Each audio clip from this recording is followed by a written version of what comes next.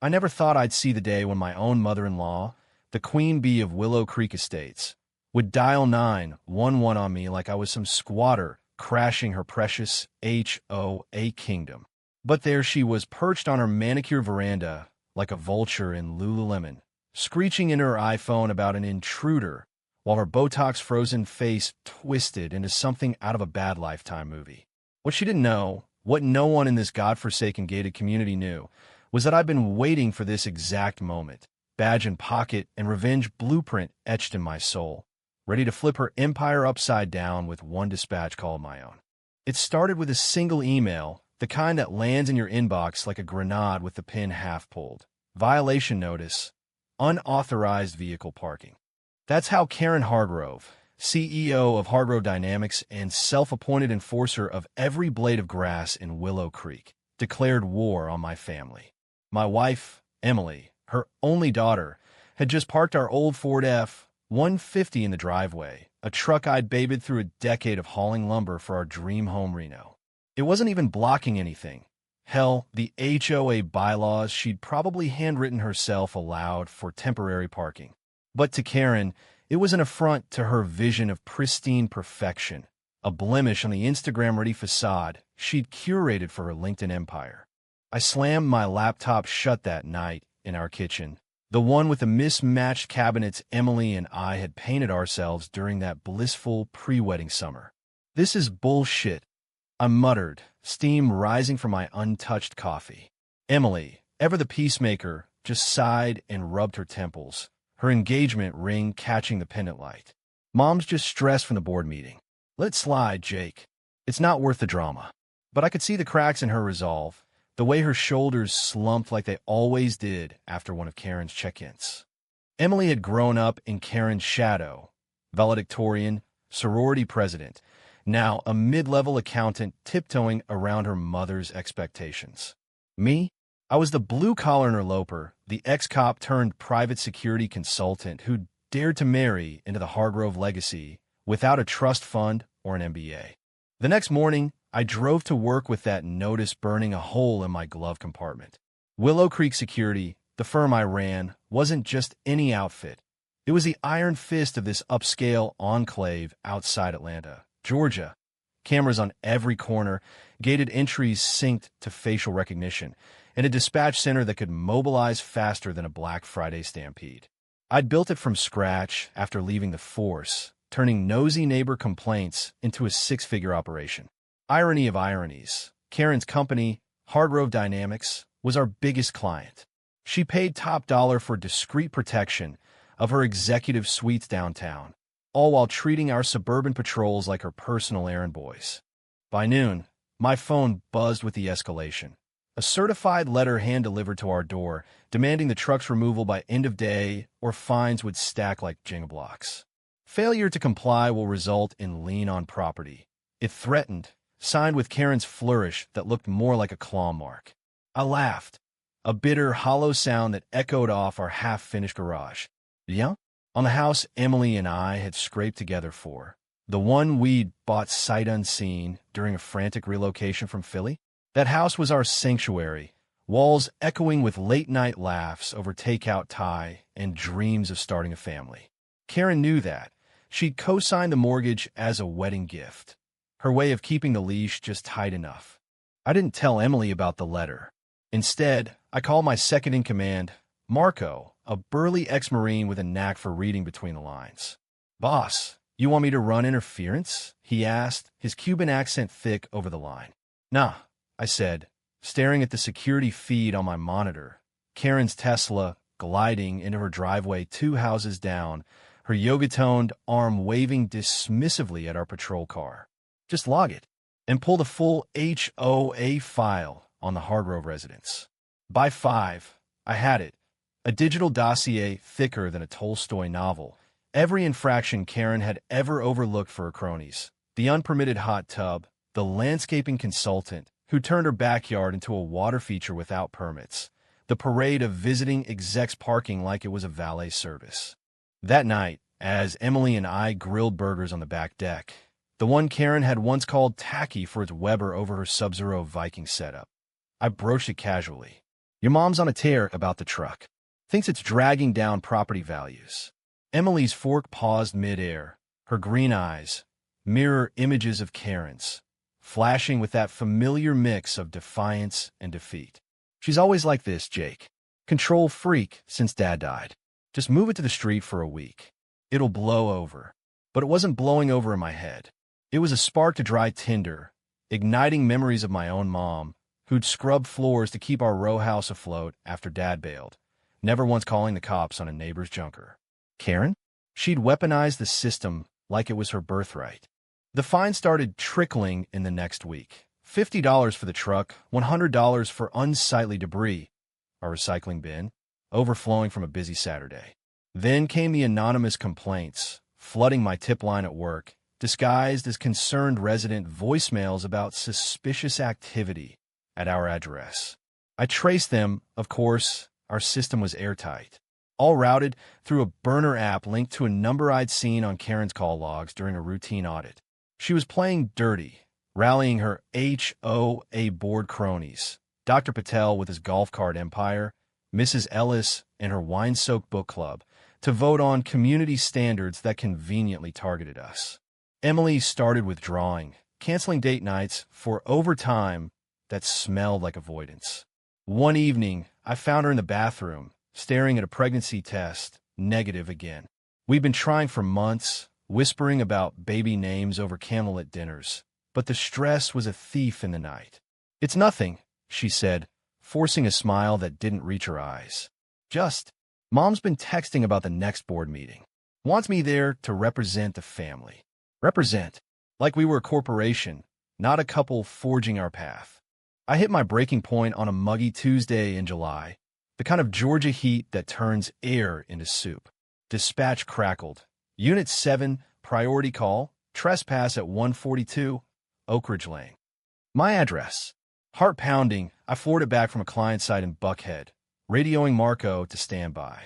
The scene was straight out of a bad sitcom. 2 Willow Creek patrol cars idling in our driveway, Karen holding court on the lawn in her power heels, gesturing wildly at our front door like it was Sodom and Gomorrah. Emily stood beside her, arms crossed, looking like she'd rather be anywhere else. You have no right. Karen was bellowing as I pulled up, her voice carrying like a foghorn. This is private property. Emily, tell them he's not welcome here anymore. Not welcome? In our home? The one with my name on the deed, my sweat in every nail? I stepped out, badge glinting in the sun, and the world slowed. Ma'am, I said, voice steady as steel, I'm Jake Harlan, head of Willow Creek Security. What's the nature of the call? Karen faltered, her manicured nails digging into her clutch. You're the intruder? Emily said you were out of town.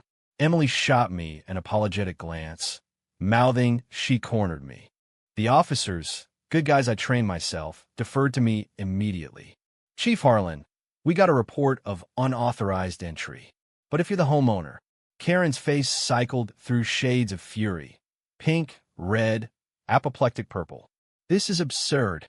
I'm calling the real police, the county sheriff. You're biased. You work for me. She did dial. Right there on the lawn, her tirade a masterpiece of entitlement. Yes, hello? There's a hostile takeover happening in my community. My son-in-law is abusing his position. I let her ramble, signaling Marco to pull the footage. Within minutes, her real cops arrived. Siren whoop, lights flashing like a bad action flick. But I was ready. Laptop out, I synced it to the patrol car's dash cam, projecting the feed onto a portable screen. Karen's own violations, time-stamped and irrefutable. The hot tub install at midnight, bypassing codes. The consultant, van idling for hours, exhaust belching like a semi. Her wine-fueled rant at last year's block party, slurring threats at the landscaper who dared question her azalea choices. The lead deputy, a no-nonsense woman named Reyes, reviewed it all with a raised eyebrow. Ma'am, this looks like a pattern. False report? That's a misdemeanor. Karen sputtered, phone slipping from her grip. This is slander. I'll sue. Hargrove Dynamics will bury you. But Reyes wasn't buying it. Step aside, Ms. Hargrove. We're documenting this for the DA. As the dust settled, cops dispersing, neighbors peeking from behind curtains like prairie dogs, I turned to Emily, her hand trembling in mine. "Jake, what did you do?" she whispered, half horror, half awe. "What I had to," I replied, pulling her close. "No more letting her run our lives. But revenge, as they say, is a dish best served cold, and mine was just hitting the freezer." Karen slunk back to her McMansion, tail between her legs for the first time in decades. The HOA board convened an emergency session that night. Whispers of her resignation circulated like wildfire. I didn't gloat. Not yet. Instead, I filed the paperwork quietly. A formal complaint to the State Bar. Turns out her legal threats skirted ethics lines. A tip to the IRS about those consultant deductions, and a subtle nudge to her board at Hargrove Dynamics about leadership integrity. The backlash hit like a Georgia thunderstorm. By Friday, her LinkedIn was ablaze. Former colleagues posting cryptic memes about entitled execs, clients pulling contracts after anonymous leaks, courtesy of a concerned insider. Karen fired back on Nextdoor, a rambling post about family betrayal and woke security overreach, tagging every blue-check influencer she could buy. It went viral in the worst way. Reddit's r/the asshole crowned her Karen of the Year, with threads dissecting her every misstep. Entitled Emil calls cops on SGL's hubby, gets owned by his own company. One headline blared, racking up 50K upvotes. Emily and I hunkered down, our home suddenly a fortress of normalcy. We finally got that positive test, pink lines on a stick that made the world tilt right. But Karen? She doubled down, showing up unannounced with bakery boxes and crocodile tears, begging forgiveness in that boardroom baritone. It was all for the family, darling. Property values, legacy. Emily shut the door gently but firmly, her voice steel for the first time. Your legacy almost cost us ours, Mom. The board meeting was the coup de grace. I wasn't invited officially, but Marco live-streamed it to my phone from the parking lot. Karen, perched at the head like a deposed monarch, launched into her defense. Charts on community aesthetics, testimonials from bot allies. Then I dropped the bomb remotely. A shared drive link to the full audit projected on their screen mid-rant. Gasps rippled through the room. Dr. Patel cleared his throat. Karen, this hot tub footage, and the fines you've waived for your friends? It's hypocrisy. She exploded, chair scraping back as she jabbed a finger at the projector. This is fabricated. Jake Harlan is a vengeful little man, blue-collar grudge. The room froze. Mrs. Ellis, of all people, stood up, wine glass in hand, face flushed. Blue collar? My husband was a plumber, Karen, and he's worth 10 of your corner office snakes. The vote was unanimous. Ousted, effective immediately. As security escorted her out, my guys, stone-faced and professional. She locked eyes with the camera I'd forgotten to turn off. This isn't over, Jake, she hissed, lips curling like a cornered snake. It was over, though. Hargrove Dynamics stock dipped 8% on the Monday leak. Insider trading whispers, executive shakeups. Karen retreated to a condo in Midtown, her empire crumbling like week-old cornbread. She tried reconciliation one last time, a terse email to Emily. Grandbaby news? Let's talk terms. Emily forwarded it to me with a single emoji, a mic drop. Months later, as our son kicked hello from Emily's belly, I patrolled Willow Creek with a lighter step. The truck stayed parked, unmolested. Neighbors waved, sharing brews over fences, toasting the new era. Karen? Last I heard, she was hawking essential oils on TikTok, her feed a parade of forced smiles and filtered sunsets. Bitter? You bet. The woman who'd called cops on her own blood learned the hard way. In America, the badge doesn't always go to the biggest wallet. Sometimes it goes to the guy who's been watching, waiting, and finally winning. But here's the twist that keeps me up some nights. Was it worth it? Emily's laugh lines deepened, our love fortified in the fire. Yet in quiet moments, I wonder if I'd become her, ruthless, unyielding. Revenge tastes sweet, sure, but it lingers like regret. Still, if she ever dials 911 again, I'll be there, radio crackling, ready for round 2. The fallout from that boardroom bloodbath rippled through Willow Creek like a stone skipped across Lake Lanier. Small at first, then building waves that drowned Karen's last shreds of dignity. I didn't orchestrate every splash. Hell, I barely had to. The internet, that great equalizer, did the heavy lifting. By the next morning, her next-door screed had metastasized into a full-blown meme war. CEO Karen versus. The security stud trended on Twitter, X, with Photoshop gems of her face on everything from the Wicked Witch to a melting snowflake. One viral thread, started by a barista she'd stiffed years back, tallied her Karen's like baseball stats. 1. Calling code enforcement on a kid's lemonade stand her neighbor's, not ours. 2. Reporting a suspicious Black Lives Matter yard sign as a hate crime hoax. The list hit 20 before lunch. At the office, Marco slapped a printout on my desk, grinning like a Cheshire cat. Boss, you're a folk hero. Check this. R/malicious compliance is roasting her alive. I scanned it, chuckling despite myself. Users plotting hypothetical HO8 takedowns, inspired by my masterclass in petty warfare. But beneath the laughs, gnawed her unease. Emily had gone radio silent after the meeting, holing up in her home office with deadlines. When I got home that night, the air smelled of her chamomile tea. Comfort in a mug, but her eyes were red-rimmed, phone clutched like a lifeline. She called. Emily confessed over reheated lasagna, the kind with too much ricotta, because I always overdo it. Sobbing. Said you're destroying her life, that you're turning me against her. I set down my fork, the clink echoing like a gavel. She destroyed her own mess. The lies, the manipulations, it's been building since day one. She nodded, but her nod was a half measure, laced with that daughterly loyalty I'd never fully untangle. I know, but she's still Mom. The woman who flew me to Disney for my 8th birthday, who cried at my graduation. Disney. I pictured little Emily, pigtailed and wide-eyed, Karen and Pearl's snapping pics for the family album. That same woman now reduced to DMs begging for a ceasefire. We didn't cease fire. Instead, I doubled down on the professional front. As head of security, I had access to Hargrove Dynamics feeds, cameras in lobbies, keycard logs, even the executive garage. Nothing illegal, standard client protocol.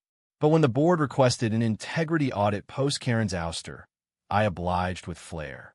Reports landed on C-suite desks.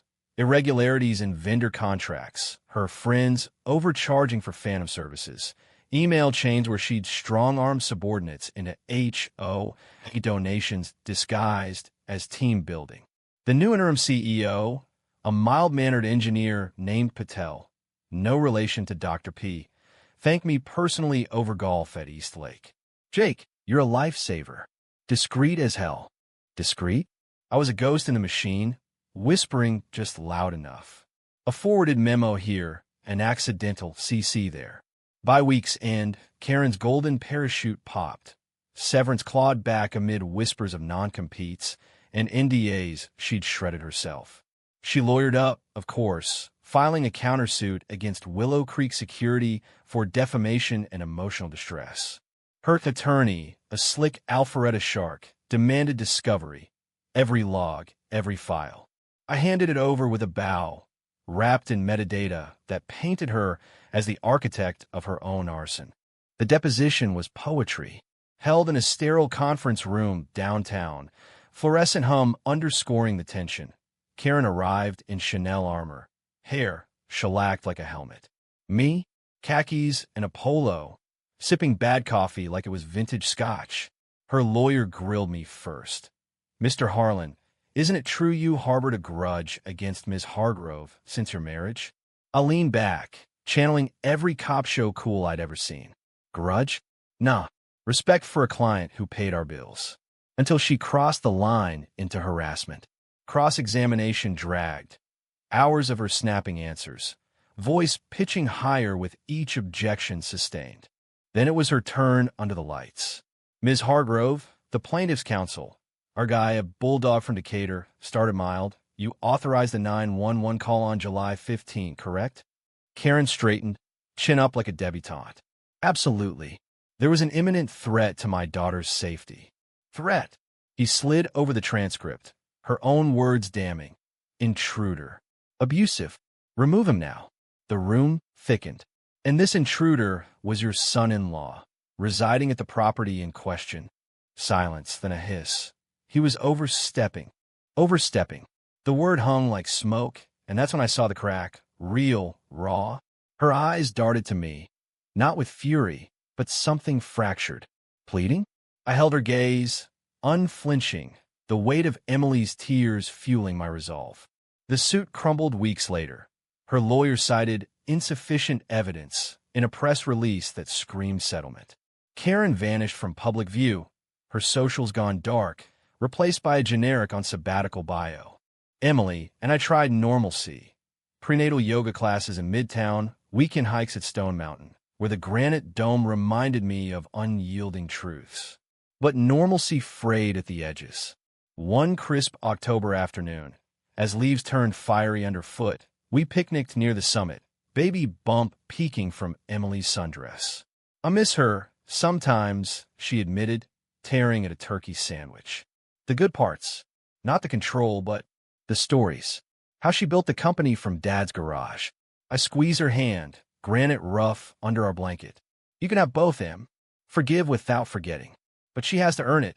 No more strings. She nodded, and for a moment, the world felt conquerable. Until my phone buzzed. A voicemail from an unknown Atlanta number. Karen's voice, stripped bare. No so bluster, just a tremor. Jake. I saw the scan on Insta. A boy. God. Emily always wanted a brother. Tell her. Tell her I'm sorry. For everything. Click. I deleted it without reply.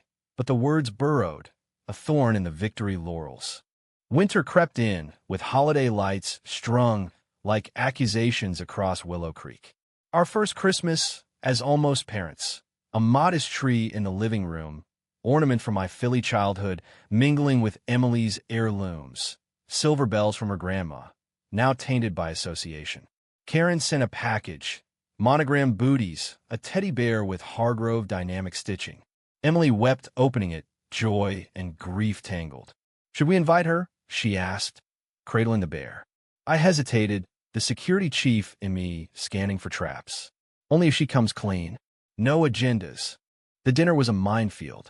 Karen arrived early, poinsettias in hand, looking smaller in a cashmere sweater. No power suit, no pearls. We sat at our oak table, turkey carved awkwardly, small talk skating over ice. The baby's room. Peanut butter walls? She ventured, forcing brightness. Emily lit up. Yeah, with cloud decals. Jake's idea. Karen's smile twitched toward me. Practical. Like you. Progress? Maybe. Then the wine loosened tongues. I was wrong, she blurted, glass midway to lips. The calls, the fines. I thought I was protecting her. From settling. From you. There was the gut punch. Settling. Me, the settlement. Emily's fork clattered. Mom. Karen plowed on, eyes glassy. He doesn't fit, Em. No degree, no network. I built empires. He guards gates. The air crackled. I stood, napkin tossed like a gauntlet. Gates that kept your secrets safe, Karen. Empires built on shortcuts I could have exposed years ago. Her face crumpled. Not rage, but ruin. You hate me. No, I said, voice low. I pity you. Chasing control till it controls you. She left in a swirl of snow flurries, poinsettias wilting on the porch. Emily curled in me later, sobbing. I thought, maybe. Healing's messy. I murmured, stroking her hair. But we're solid. We were. Until the new year brought the Real storm. It started with a whistleblower tip. Anonymous email to my inbox, attachments heavy as lead. Hargrove Dynamics financials. Cooked books, offshore slush funds, Karen's digital fingerprints everywhere. For the family, the note read. And her, Zenda, one of her old VPs, burned by a layoff she'd greenlit. I forwarded it to the feds, SEC, IRS, the works, my role as Good Samaritan security pro, shielding me from blowback. Raids hit dawn of January 15th. Suits storming her midtown condo, boxes hauled like contraband. The news cycle feasted.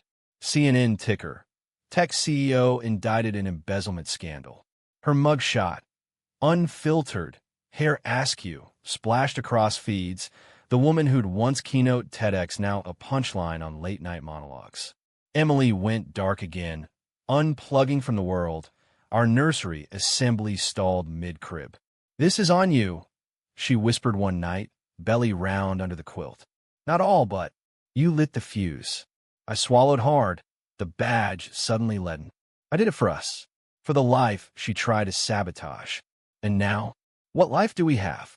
The trial was a circus, spring in Atlanta, azaleas blooming indifferent to the courtroom drama. Karen in off-the-rack suits pleaded not guilty, her defense spinning rogue employee yarns. But the evidence mounted, emails, ledgers, my tip as the cherry. I testified briefly, oath hand on Bible, voice steady recounting the HOA harassments as pattern of abuse. Her eyes met mine across the gallery, hollowed by orange jumpsuits and lost sleep. No fire left, just embers of a once blazing ego. Verdict day, rain lashed the federal building like judgment. Guilty on all counts, 5 years federal, plus restitution in the millions. Emily watched from the back row, hand on her swell, our son due any day. Karen's sentence read. She turned, last look, lips forming silent words. "Grandmother?" Emily shook her head, tears carving paths. "Not yet." We drove home in silence, wipers thwacking rhythm. "It's over," I said, pulling into our driveway. The truck still there, defiant. Emily touched my cheek. "Is it? You won, Jake. But at what cost?" The baby kicked, then a Morse code promise. Cost. A fortune in fractured bonds, a victory tasting of ash. Karen's empire dust, her legacy a cautionary tale whispered at block parties. Don't be like her. Don't let the crown crush you. As spring thawed the chill, we welcomed little Owen, red-faced whaler with Emily's eyes, my stubborn chin. Willow Creek cooed over him, playdates and onesies flowing free. Karen wrote from minimum security, letters in block print, no frills. "Teach him grace," one read. Grace. I'd ponder that, rocking Owen under the nursery mobile, its clouds drifting lazy. Revenge had felled the dragon, but dragons leave scars. In the end, the real estate wasn't land or ledgers. It was this, us unbroken, building from the ruins. Yet some nights, dispatched quiet, I'd patrol past her old house, now leased to a young couple, laughter spilling from windows. And I'd wonder, if she'd called those cops 1 minute later, would I have answered differently? Too late for what-ifs. The gate swung shut behind me, lights fading, the American dream a fragile, vengeful thing. Owen's first summer was a blur of milestones and minefields. Tiny fists grasping at fireflies in our backyard, his gurgles syncing with the cicada chorus that July. Willow Creek had softened around us. The HOA board now a benign book club under Dr. Patel's gavel. Fines forgiven like old sins. Neighbors dropped by with casseroles and unsolicited advice. Teething? Frozen washcloths. Han, works like magic. Emily bloomed into motherhood. Her accountant spreadsheets swapped for nap schedules. That old fire reignited in lullaby verses. Me? I thrived on the routine. Dawn patrols, baby Bjorn strapped over tactical vests, a dual life of guardian and dad. But Karen's shadow lingered, a low hum under the idol. Her letters arrived bi-weekly, postmarked from Alderson Federal, thin envelopes with that sterile stamp, words measured like rations. At first, Emily shredded them unread, her jaw set in that Hargrove line. Poison, she'd mutter, crumpling foil. I fished one from the trash once. Curiosity a thief. Owen's middle name. Harlan? Strong, like his father. I was wrong about strength. Wrong. The admission sat uneasy, a half apology laced with hooks. Fall brought the plea deal appeals. News alerts pinging my phone during pumpkin patch outings. Karen's sentence shaved to 3 years for cooperation. Her testimony flipping on bigger fish. Cartel-tied suppliers, boardroom bribes that made her look like an amateur. The headlines shifted, Fallen so turned state's evidence, and suddenly she was a whistleblower, podcasters debating redemption arcs. Emily tuned in one rainy evening, Owen nursing at her breast, the glow of the tablet casting blue ghosts. "Listen to this," she said, hitting play. Karen's voice, tinny over prison lines. "I chased power, lost family. If I could warn one woman." Emily paused it, eyes distant. "She's trying, Jake. Really trying." I shifted on the couch, remote warm in my palm. Trying's cheap. Actions, those count. But doubt crept a vine through concrete. What if forgiveness was the ultimate revenge? Starving her of villainy, forcing growth in the void? Thanksgiving loomed, turkey ads blaring Americana from every screen. Emily broached it over pie crust, flaky, imperfect hours. What if? Visitation? Supervised at the facility. For Owen. My gut twisted, fork scraping plate. She called cops on us. Lied, schemed, almost tanked everything. And served time for it. Change, maybe. The argument simmered low. Owens coos the referee. I relented. Not for Karen, but Emily's haunted gaze, the piece of her heart I'd never fully claim. The drive to Alderson was a pilgrimage through Appalachia, winding Virginia's, leaves aflame in October holdovers. Owen babbled in his car's seat, oblivious, clutching a plush sheriff badge I'd sewn crooked. Emily white-knuckled the wheel, her free hand on my knee. "If it's bad, we leave. Promise." The prison loomed, squat brick, razor wire glinting like false teeth. Check-in was clinical, metal detectors beeping, forms in triplicate. Karen waited in the visitation room. Orange jumpsuit traded for civvies on loan. Jeans and a sweater, hair graying at temples, face etched with lines no filler could fake. She stood as we entered, hands clasped, eyes locking on Owen like a lighthouse. "Emily." "Jake." No bluster, just breath. Emily thrust the baby forward, a shield and olive branch. He's beautiful." Karen's fingers trembled, reaching out, hovering before cradling his tiny form. Owen stared, unblinking, then gifted her a gummy smile. The room softened, guards distant, fluorescent buzz muted. "Grandma," Emily tested, voice cracking. Karen nodded, tears carving clean paths. "If you'll let me."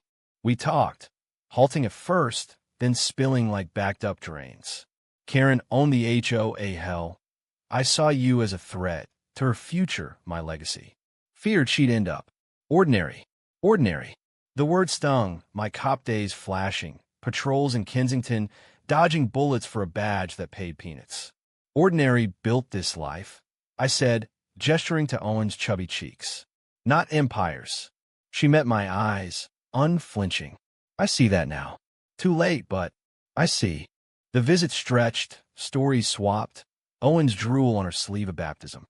As we left, she pressed a folded paper into Emily's palm. A will amendment. Owen named beneficiary to a restitution fund. Clean money. Lawyers vetted. For his college. No strings.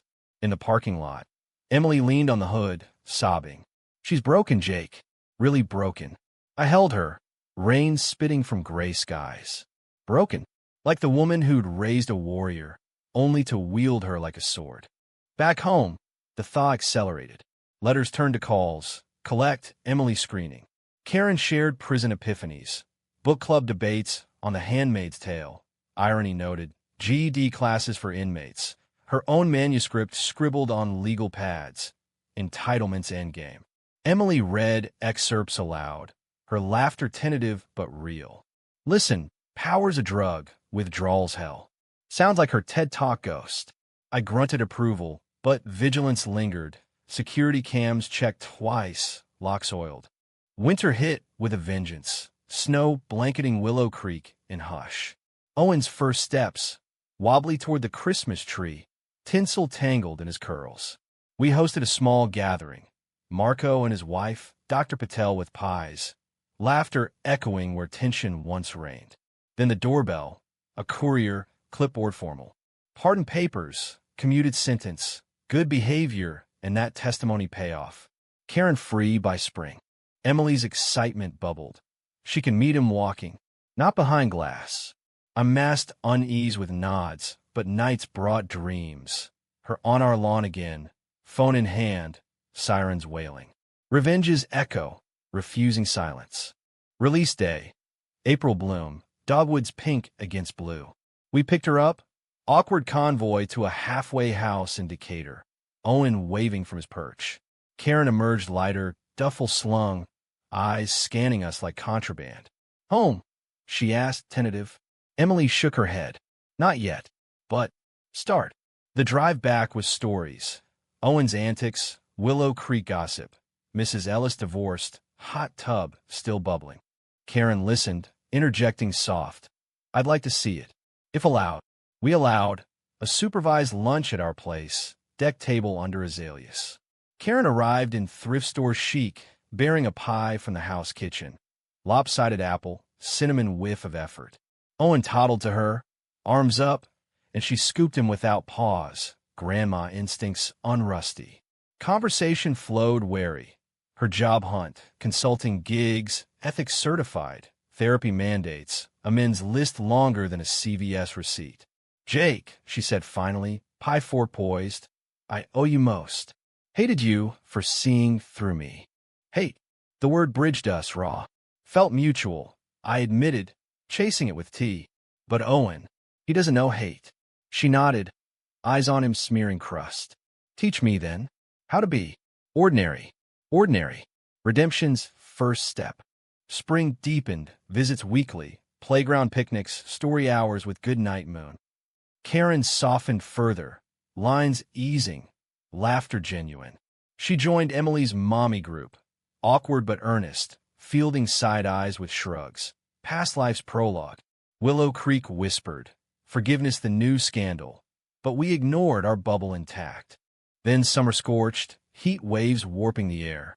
Owen's second birthday, backyard bash, piñata swinging, kids shrieking. Karen manned the grill, apron tied, flipping burgers with focus she'd once reserved for mergers. Medium rare, right, Jake? Pride swelled, unbidden. As cake smeared faces, she pulled me aside, voice low under the oaks.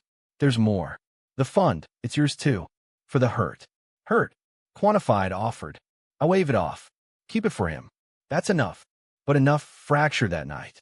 Emily found a letter in Karen's bag, drafted to a parole board, pleading early release details.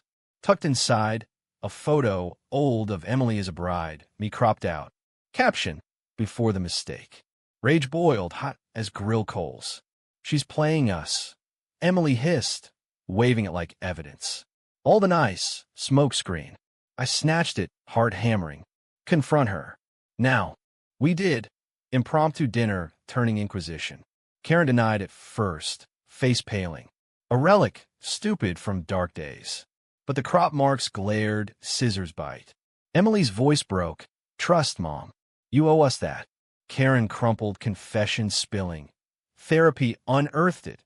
Resentment, ugly. I burned the negatives, but the photo lingered. Habit of control, of cutting dissent. The blow-up was biblical. Yells echoing off-siding, Owen wailing inside. Karen fled to her halfway, Emily barricading with ice cream and rom-coms. Days blurred, me mediating, Marco dispensing bro wisdom over beers, forgive slow chief. Emily softened first, texting olive branches, meetups neutral. Karen groveled. AA meetings doubled, journal shared, pages of I was wrong mantras.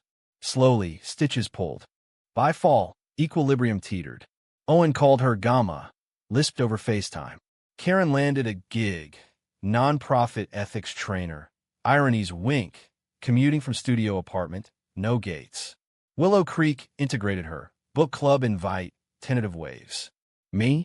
I watched, wary, the security chief, eternal. Thanksgiving redux, full table, Karen at end, not head. Toast clinked, to seconds. But as pie circled, she raised glass, eyes clear. To Jake, for the mirror I needed. Mirror, reflection's gift, grudging. I clinked back. To moving on suited, until winter's chill bit. News drop, Karen's book deal, Empire of Entitlement. Ghostwritten, proceeds to victim funds. Launch party invite arrived. Glossy, Atlanta Literary Festival. Emily beamed. Proud of her. Proud. The word chafed, but Owen's elf costume won. We went. The venue buzzed, lit crowd, wine flowing. Karen on stage, poised but humble, reading passages that skewered her past self. I called cops on love, fined family for breathing wrong. Applause thundered, but backstage, she hugged Owen tight. Your dad, hero of my story. Hero. From villain to footnote. As confetti fell, Emily whispered, we did this. All of us. We did. Revenge evolved to reckoning, bitter dregs sweetened by time. But in the crowd's crush, my phone vibrated. Anonymous text, linked to a forum. Harlan's takedown. Inside job. Screenshots, my old emails, twisted. Karen? No. A disgruntled ex-employee. Grudge eternal. The cycle spun anew, but this time I deleted. No more fueling fires. The American tale, not conquest, but coexistence. Karen's tamed, not slain. Owen's third spring brought baptisms of a different sort. Potty training triumphs, preschool additions, the relentless march of big boy milestones. Willow Creek greened around us, azaleas rioting in pinks that mocked old wounds.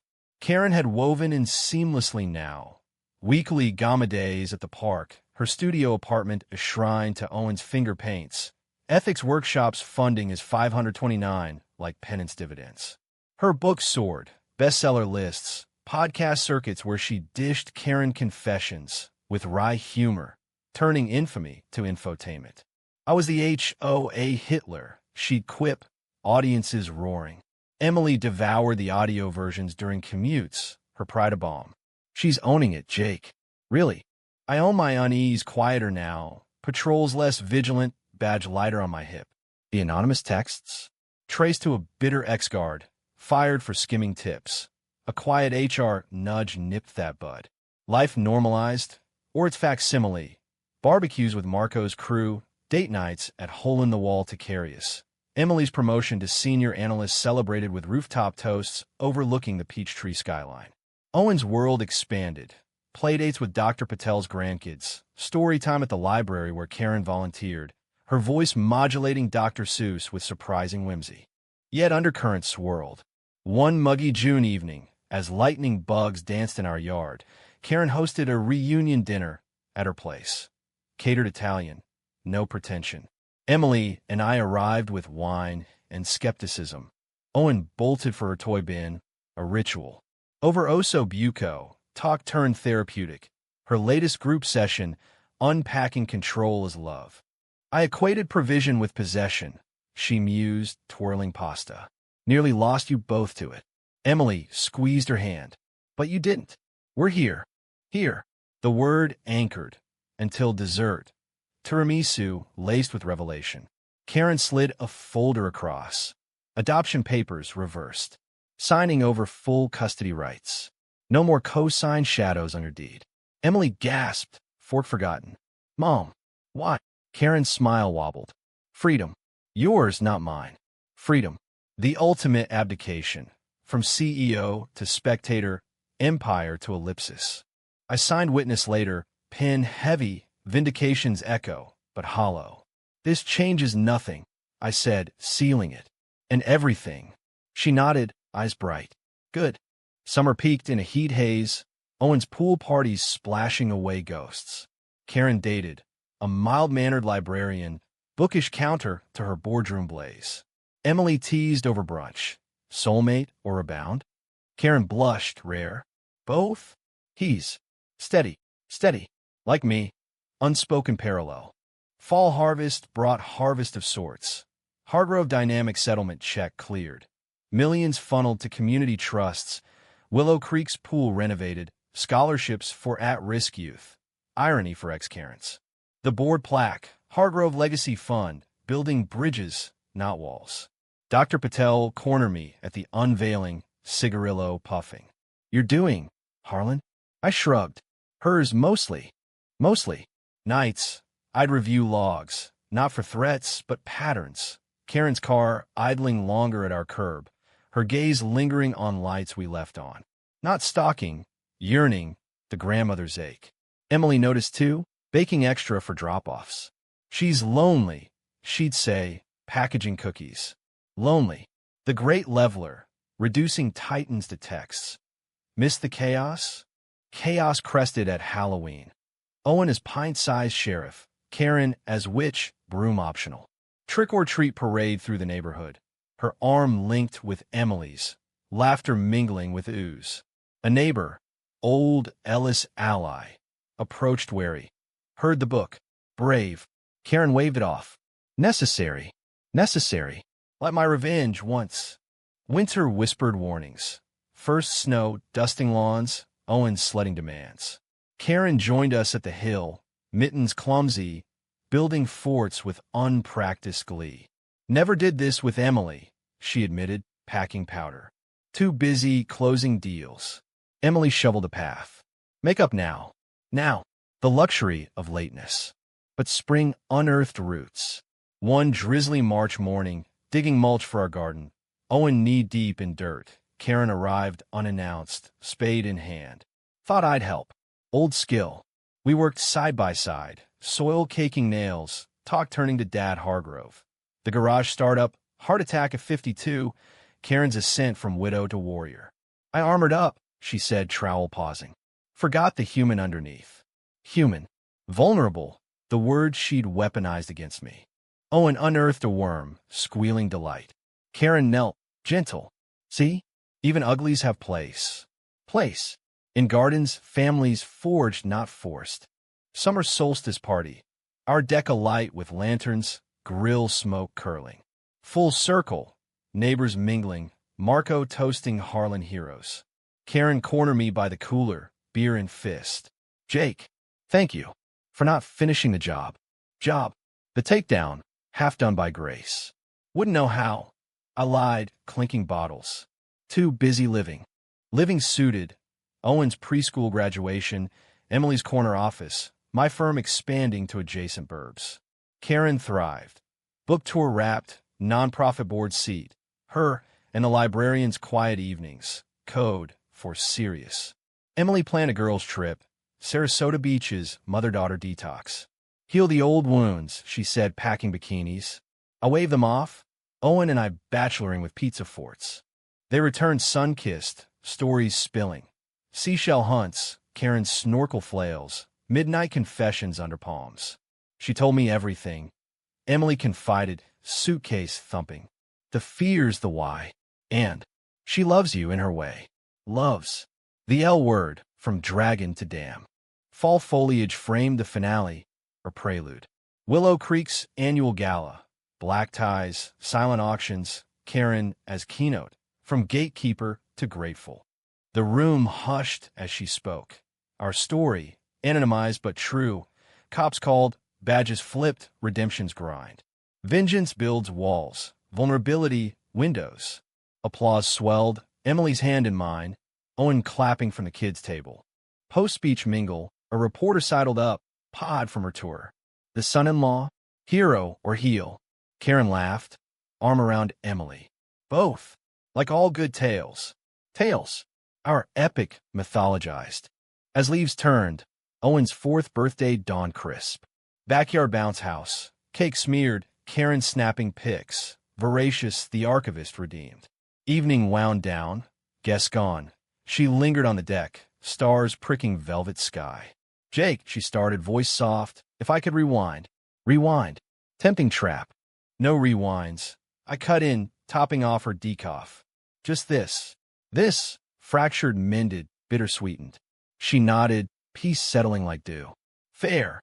Winter wrapped us gentle. No dramas, just drifts and cocoa. Owen's letters to Santa included Gama's hugs. Emily's promotion party. Karen toasting to underdogs and overcomers. Overcomers. Us. Spring bloomed eternal. Owen's tadpole hunts, garden thriving. One dawn patrol, I paused at her old house. New owners waving, lives layered. No ghosts, just growth. The American rhythm. Controversy to catharsis, outrage to ordinary. Karen's crown? Doffed, donated to the cause. Mine? Still pinned, but looser. guarding not gates but graces. And in quiet, revenge's whisper fades, not defeat but dawn. For all of us, Karen's copskin. Bitter ends? Nah, just beginnings hard won. Epilogue whisper. Years on, Owen's wedding toast. Tagama, who taught fight. Grandpa Jake, who taught forgive. Karen, frail but fierce, dabbing eyes. Me beside Emily, hand clasped. Full circle, light filled. The estate, ours unlioned. The cops, never called again.